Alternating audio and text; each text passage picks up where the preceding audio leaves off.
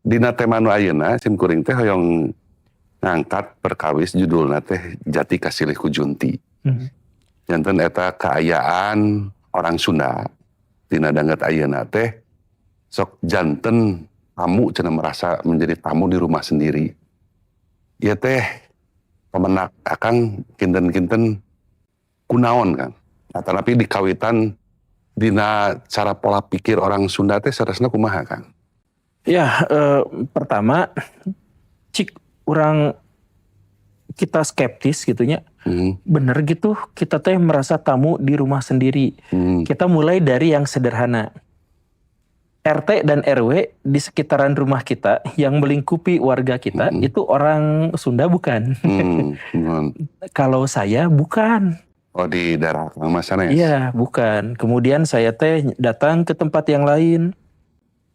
Ngobrol. Pak RT-na, Pak RW-na sanis orang Sunda. Ternyata banyak. Dan datang ke pebisnis-pebisnis. Sanes orang Sunda. Sedikit ada tapi sedikit. Datang ke kalangan penguasa, ke birokrat-birokrat. Ada tapi itu juga sedikit. Birokrat yang bawah yang Sunda banyak. Tapi semakin ke atas semakin sedikit. Nah, jadi dan itu tuh fenomenanya memang di Jawa Barat. Fenomenanya di tanah yang disebut sebagai tanah Sunda. Kenapa bisa seperti itu? Apakah memang orang-orang Sunda itu semakin menjauh? Karena masalah utamanya diantaranya adalah karena leluhur kita tuh terlalu jago. Jadi leluhur kita terlalu berhasil orang-orang Sunda tuh. Jadi ciri khas dari orang-orang di masa lalu yang berhasil dalam membangun peradaban adalah mereka tuh tidak suka menulis. Ya, budaya tutur. Ya. Tapi betul budaya tutur, budaya lisan, bukan budaya tulis. Jadi sering saya ilustrasikan, orang Mesir kuno gitu ya, pengen makan uncal. Mereka tuh susah sekali mau menangkap, kalah cepat gitu ya. Mau bikin jebakan, susah, harus nungguannya berapa lama gitu.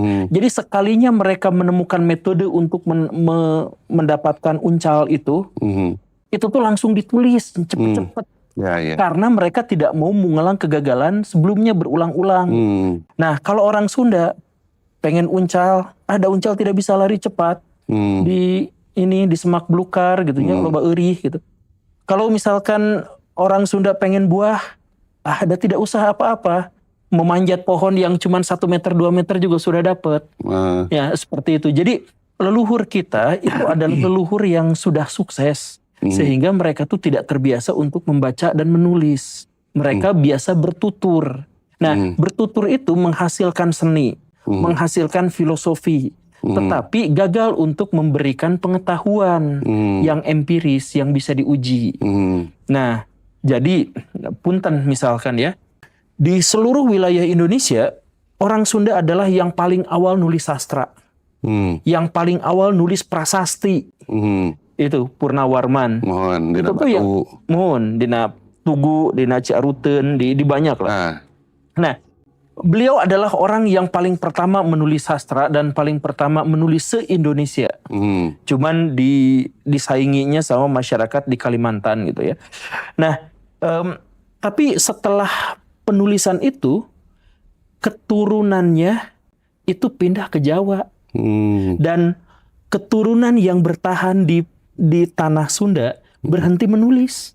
Sedangkan keturunan Purnawarman akhir ada yang pindah ke Galuh, dari Galuh ada yang kemudian menikah dengan Ratu Kerajaan Kalingga, kemudian nanti lahir Kerajaan Mataram kuno, orang Sanjaya di sana. Nah, catatan sejarahnya memang menyebut bahwa leluhur orang Jawa tuh ya berasal dari sini juga sebagian. Dari sana. Nah, tapi di sana mah rajin menulis, kemudian menurunkan warisan dan ilmu pengetahuannya secara tertulis. Nah, sedangkan kita sejak Purnawarman, kemudian Kerajaan Sunda dan Galuh itu tuh kehilang dalam sejarah sampai akhirnya muncul dalam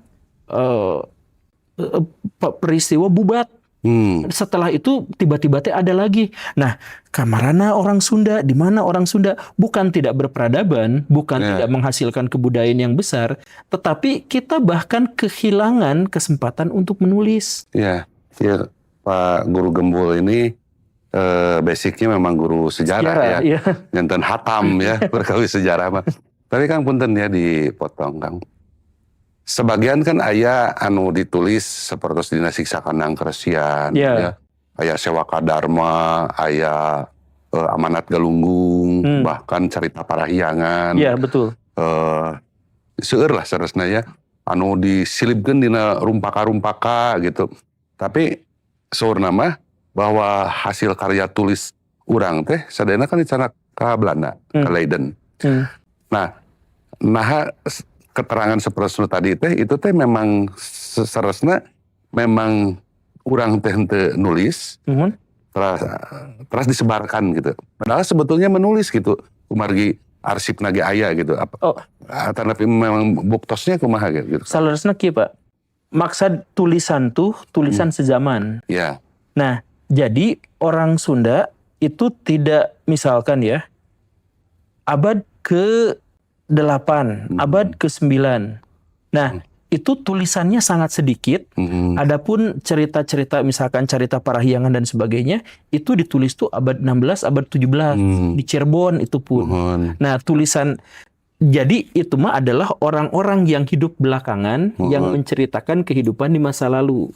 Nah, Carita Parahyangan itu oleh sejarawan kadang dianggap ada yang pro menganggap bahwa itu bisa dipertanggungjawabkan, ada yang menganggap ini terlalu banyak menyimpang, yaitu perbedaan di antara sejarawan.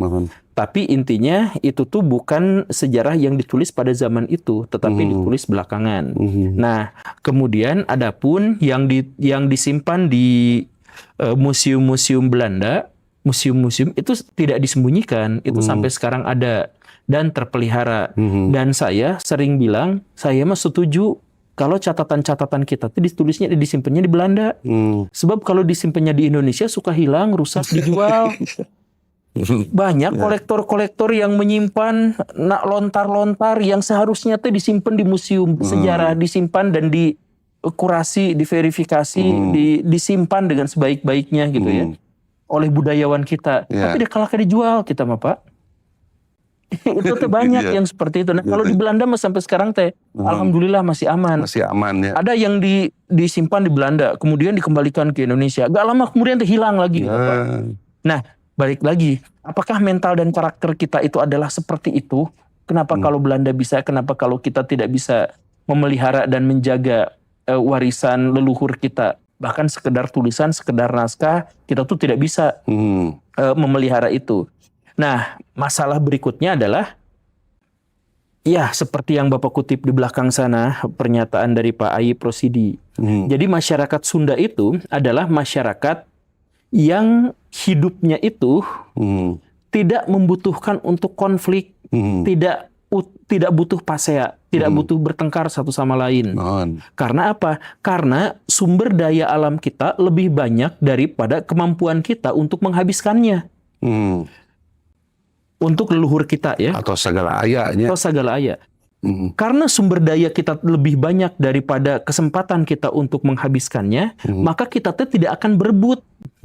Karena kita tidak berebut, maka kita mah tidak terbiasa untuk berkonflik. Karena tidak terbiasa untuk berkonflik, jadi konflik tuh aneh. Pasea tuh aneh. Nah, jadi kalau misalkan ada potensi konflik, akhirnya apa? Kita mah mengalah, mundur. Kalau mulai ada yang bersengketa, walaupun kita wani, walaupun kita berani, kita mah nggak enak, kadulur sorangan, kabatur sorangan, eta mah tetangga urang, kukum hage ke lamun urang gering, urang naon anu nganter ke rumah sakit posisi eta. Kita tuh jadi nggak enakan seperti itu karena leluhur kita tidak punya motivasi untuk konflik. Nah, karena itu apa yang dikembangkan oleh budaya, apa yang dikembangkan oleh masyarakat Sunda misalkan, ada silat, tapi kebanyakan silatnya pencak, yang seremonial. Nah, kalau yang ilmu-ilmu itu disembunyikan untuk kalangan tertentu saja. misalkan begitu. Jadi untuk dipublikasikan juga menjadi rawan karena ya susah untuk spiritual dipindahkan kepada tempat pertandingan yang dijual gitu, itu kan jadi agak kontradiktif, jadi paradoks gitu ya. Jadi tersimpan saja, tidak ditampilkan. Kita punya tanah digeruduk sama pengembang, udahlah saya beli ke sini. Jangan atuh ini mah, udah sok ada gini-gini nih. Ya sudah atuh lagi mana lagi. Tadi lewihan. Ya nggak apa-apa lah, leluhur kita Pak, misalkan ada dalam satu kampung, kemudian melakukan tindakan kriminal, diusir. Ada tidak hariwang, leluhur kita tidak hariwang, diusir dari kampung, mau tinggal dimanapun, bisa makan, lalaban bisa dimakan, bikin sambal bisa sendiri, metik sendiri bahan-bahannya. Jadi semuanya kita tuh segala aya. Jadi ada di zona nyaman. Di leluhur kita hidup di zona nyaman. Dan kemudian mereka tidak menuliskan hasil karya mereka. Sehingga generasi-generasi berikutnya itu membawa tradisi lisan, membawa nasihat-nasihat dari masa lampau, yang karena tidak ada tulisan, mereka tidak terlalu ngerti konteksnya. Tidak tahu ininya. Jadi karena dirubah jadi filosofis, dirubah menjadi banyak sekali majas-majas gitu. Banyak sekali yang majasnya itu teh. Jadi kalimat-kalimat yang tidak aslinya tuh tidak gitu gitu. Tapi kalau kayak semacam sangkala gitulah. Semacam sangkalan gitu.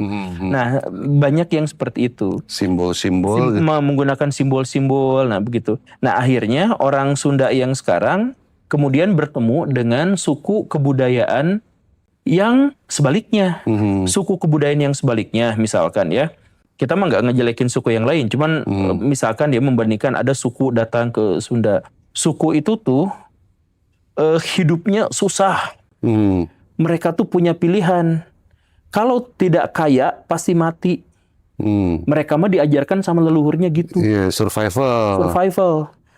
Tiba-tiba diacelengkeun, misalkan ya dari luar negeri disimpan di ini, tidak dikasih makan, tidak dikasih minum, tidak dikasih baju, sok hidup sendiri. Nah, mereka hidup diajar hanya dengan pengetahuan dan wawasan terkait dengan filosofi survival. Hari kita hidup di mana juga ada syukur, kita mah sudah enak. Kita bertemu dengan mereka, kita kalah, Pak.